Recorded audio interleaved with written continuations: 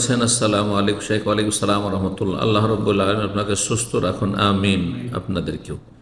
আমার প্রশ্ন, একজন গরিব মেয়ের বিয়ের জন্য আমরা দিনী বোনেরা নিজেদের জাকাতের টাকা জমা রেখেছি, মেয়েরা জানে, কিন্তু বিয়ে ভেঙে গেছে। এখন ওই টাকাটা কি করব? জানালে উপকৃত হব, জাযাকাল্লাহ খাইরান। একজন গরিব মেয়ের বিয়ে শাদীতে যে খরচ রয়েছে যৌতুক ছাড়া, কারণ যৌতুক দেওয়া নেওয়া হারাম, একেবারে নিরুপায় যদি হয় মেয়ের পক্ষ,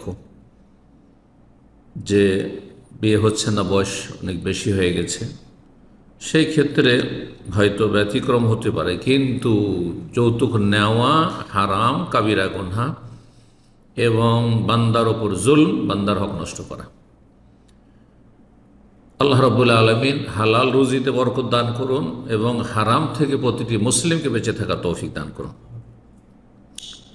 তো যৌতুক বলে দেবেন না, মেয়ের বিয়ে শাদীতে দেবেন। ছেলের বিয়ে শাদীতে আরব দেশে দেওয়া রয়েছে, কারণ ছেলের খরচ হয় মূলত আরব দেশে, মেয়ের কোনো খরচ হয় না, মেয়ের পক্ষের কোনো খরচ হয় না। মেয়ের খরচ খরচা বাড়িতে আমাদের দেশে রয়েছে কিছু, যেগুলো জায়েজ। তো সেই খরচগুলির জন্য টাকা জমা করেছিলেন, এখন বিয়েটা ভেঙে গেছে। বিয়ে ভেঙে গেছে, কিন্তু বিয়ে হবে ইনশাআল্লাহ। তার নিয়তে যেহেতু আপনারা টাকা কালেকশন করেছিলেন এবং তার বিয়ে হবে ইনশাআল্লাহ, আল্লাহ সম্পর্কে সুধারণা রাখতে হবে।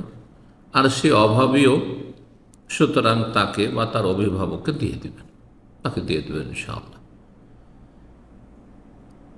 আর যদি এমন পরিস্থিতি হয় যে সে সচ্ছল, শুধু বিয়ের জন্য অভাবী, অন্য কোনো অভাব নেই, আর অন্য এমন কোনো মেয়ে বা পরিবার আছে যারা বেশি অভাবী আর তাদের বিয়ে লেগেছে, তাহলে সেখানেও দিয়ে দিতে হবে। উদ্দেশ্য হচ্ছে একই, উদ্দেশ্য একই, যেহেতু দিয়ে দিতে পারবেন। কিন্তু যেহেতু যাদের কাছ থেকে নিয়েছেন সবাই বলেছেন অমুক মেয়ের বিয়ের জন্য তোমাদের কাছ থেকে টাকা পয়সা নিচ্ছি, সুতরাং তাকে দিয়ে দেওয়াটা শ্রেয় হবে। আল্লাহ তাআলা আলাম।